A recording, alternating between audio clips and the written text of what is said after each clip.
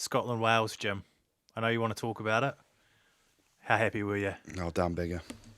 Oh, very happy. Well, Dan Bigger set the scene, didn't he? The But you loved it, James. I love this. This is how to grow the game. Yes, it is. Yes. But actually, his comments were taken out of context in the lead up to the game. Do you think that's got anything to do with Netflix?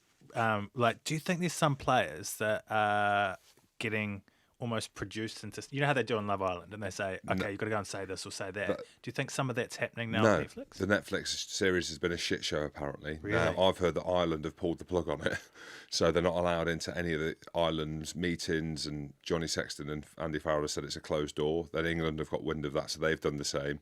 Scotland, because we're on for the Grand Slam, we're happy to open the doors until they have three beers. Until they have three beers. Well, until they have three, exactly. Or Finn says the door's closed because he's running the show. But look, Dan Bigger's comments in the lead up to the game where he said that what if Scotland won in the trophy cabinet, people are getting carried away. Calcutta Cup 3 years on the spin. I'll answer that. Argentina Tour 2010, it was Mar del Plata Cup. Never brought it up. But he's right though, isn't he? And I think there's an element of it, and I'll just rephrase this again. It was taken out of context. He didn't say what the headline said. But if he did say that in that way, then he was 100% right. Scotland have got nothing to show for it, especially in the Six Nations. Wales have been the best team of our generation, really, consistently. So why not? They've had their time now, and it's being passed over to Scotland. So I've no slash Ireland. Oh no, I'm joking. I've got no issues with Dan Bigger. I love that building the narrative for the game. I wish we did it more. I wish coaches would say. Sam Tompkins mentioned this when I spoke to him, England Rugby League captain. How good would it be that a coach or a player comes up and says, "We're 50 points better than these today," before the game. Yeah, we're 50 points better than them. That's how confident we are. If we don't beat them by that, then it's an embarrassment. To have that confidence instead of saying, "Oh, I just want to get better, just want to get better." So I enjoyed Dan Bigger's comments in the lead up to it. I also enjoyed the confidence, not just of myself, but of the players saying... Well, hold on a minute. Let's call you out on that, James. Go on then. Let's call you out on it.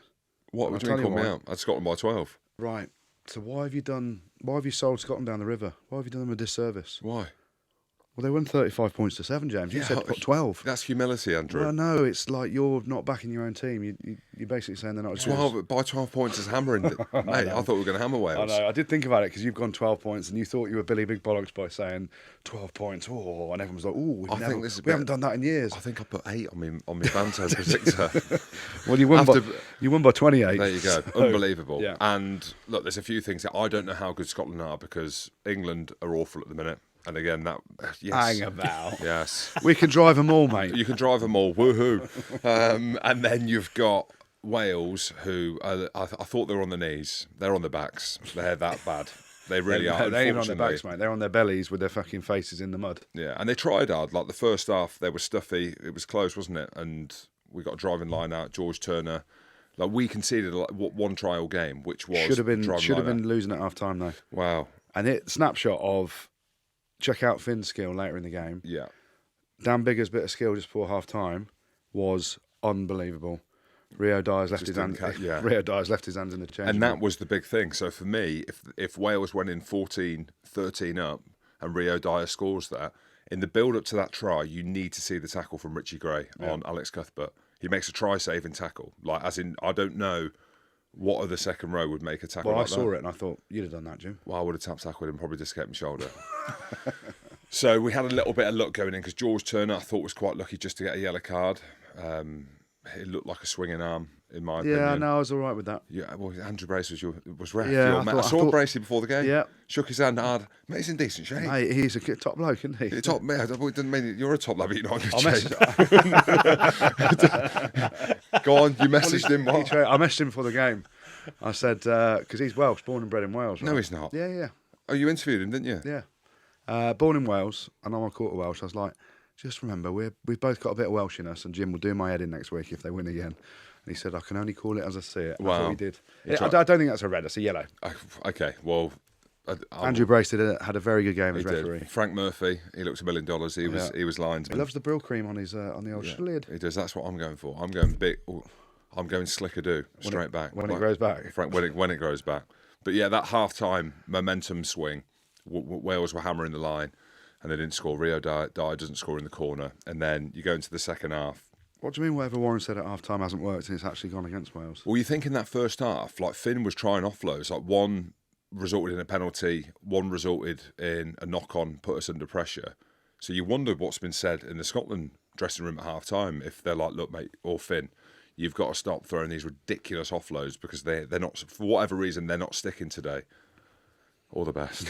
He's like, yeah, lads, Yeah, got you. all right, I got won't you, be doing lads. that, lads. My It was word. the same at half-time, wasn't it, for Jono and John Barclay? Well, they They did all say, like, yeah. maybe it's not a day for Finn Russell to be chucking the offloads.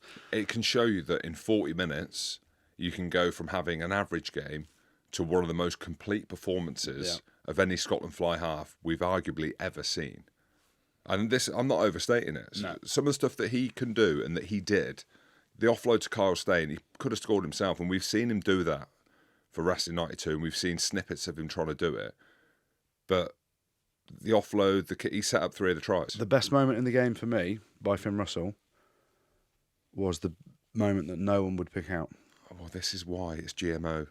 Goody, and this is why you all were one of the go-ats. His kick to the corner for the 50-22 Yes. was game changer. Because you're thinking just by the halfway line, Finn don't kick that. Finn either pulls out a chip to himself, he pulls out a missed 3, he's having a dance across the field. No. He we spoke to 50-22s. Yeah, we spoke to Sione Tuipulotu last week, and he talks about how diligent he is in the week, in his prep and everything like that. He's not a maverick. He's got the maverick skill set, but he's a diligent rugby player that understands the game inside and out. And that moment was a massive momentum shift. His 50-22, obviously they end up scoring off the back of that, don't they?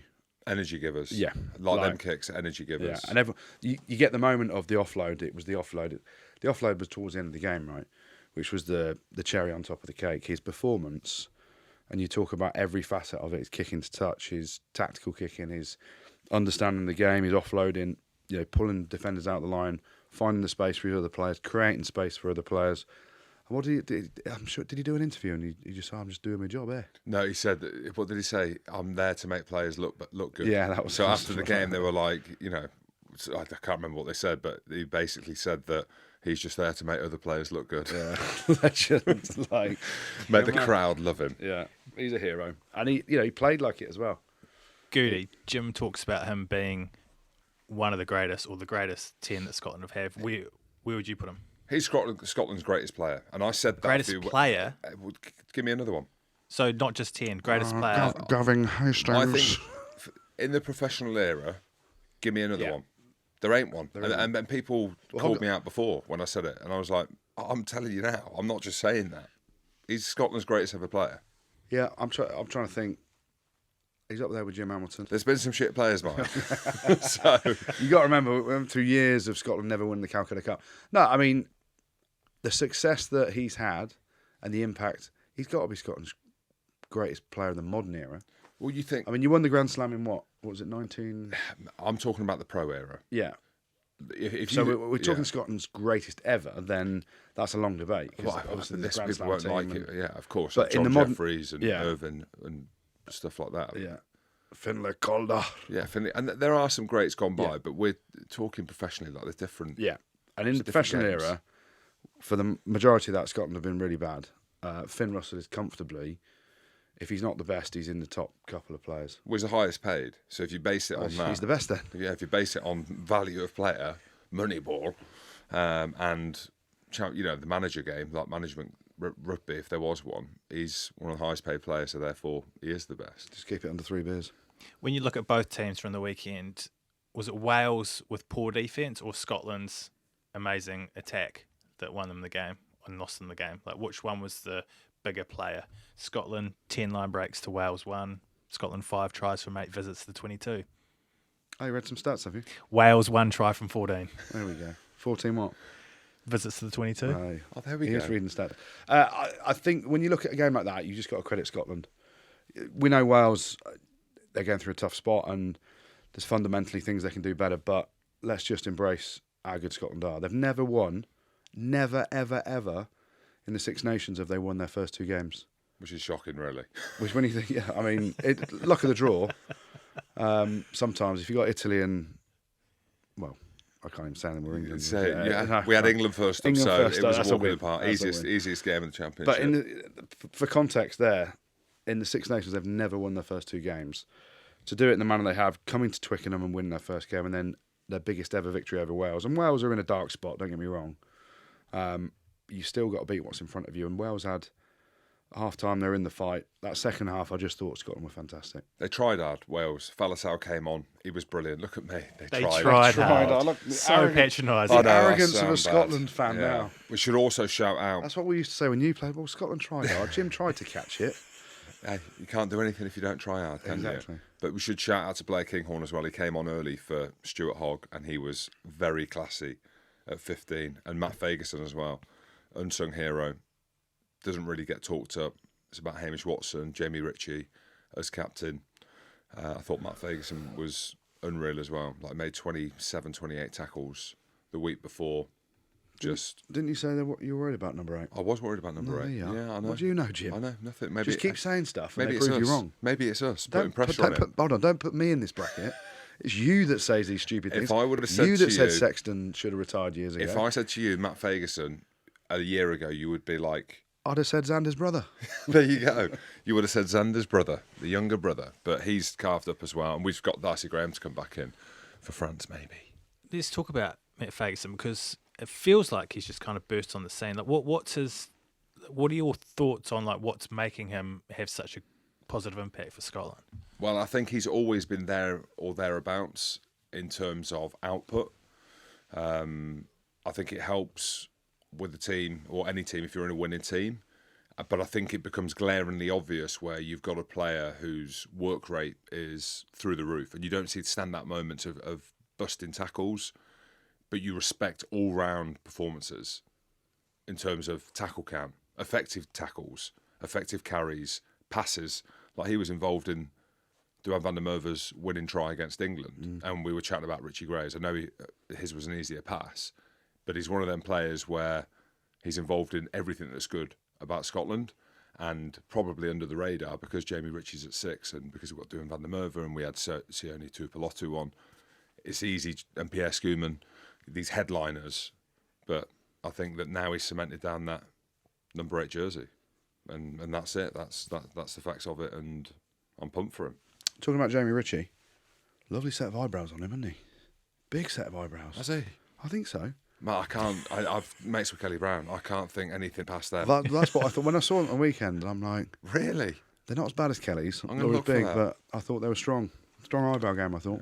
Some added emotion to the game as well because it was the Doddy Yeah. Cup, and how lovely to see Jamie Ritchie, who was involved in the iconic images of the late Doddy Weir against the game against the All Blacks, where Doddy brought on the match ball, and you could see the emotion of Jamie Ritchie taking the ball off in there, and you could see the emotion of him lifting the Doddy Cup and taking it off Kathy, Doddy's wife. The hug between them was... Yeah, it was very emotional in the stadium, and I love that because it meant more. And not only did it mean more, but we actually won, and we won comfortably. There's a huge shift in Scotland now, and I'm not getting carried away. I'm trying not to get carried away, but it needs to be our time at some point. Whether or It's not our time. whether or not it's Not 5 getting years carried away. ago, Well, hold on a minute. I'm buzzing. I'm genuinely buzzing for and the team. rightly so. So, question. Oh gosh, all right. You're bringing it down, aren't you? I think it's a fair question. Go on then. This is, it's Scotland's greatest moment of the Six Nations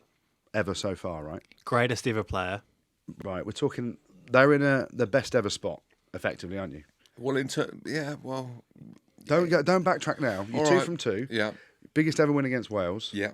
Beaten England back to back at Twickenham. And Won it the last back-to-back. 3 years. Yeah. Dominating us year on year.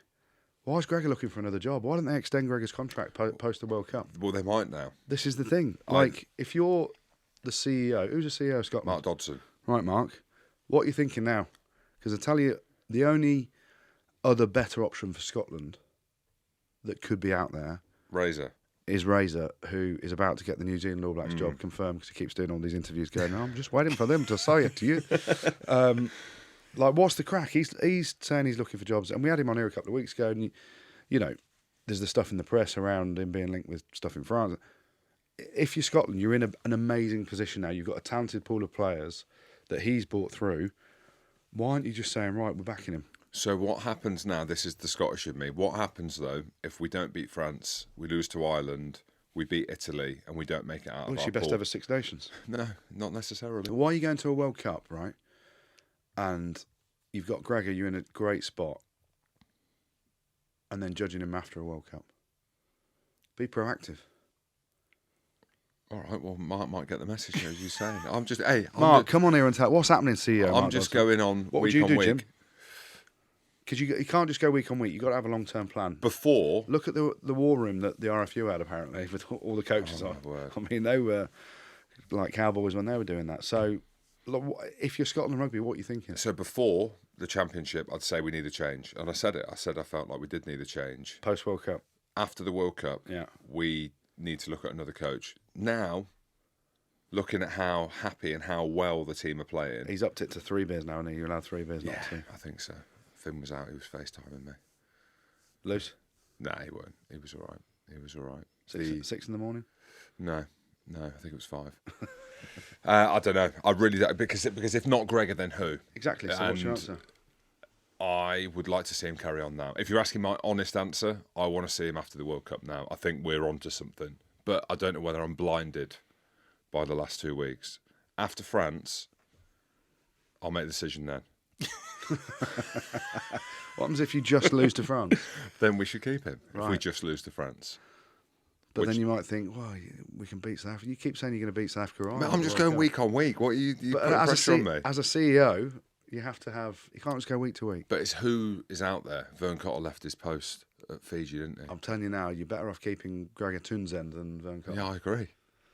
Dave Rennie, maybe. He's going to do a stint in Japan, I think. Was he Glasgow? He was Glasgow. Yeah. So he likes the cold. At the minute, Gregor. But I don't know. I Do you don't reckon know he's who got else something out lined there. up? I think there'll be a few people after him. Leicester, No. Bristol. Who will Leicester get? Leicester are going to get Rassie. Aren't they? Can you imagine? I wouldn't know. Well, I don't know what you're on you about. need to be in the know, Andrew, because he's going to be paying your wages I if don't he know what wants you're to end a talking good about, James. sweep. No comment here. I reckon Rassie Erasmus is off to Leicester. Pod. Rugby Pod.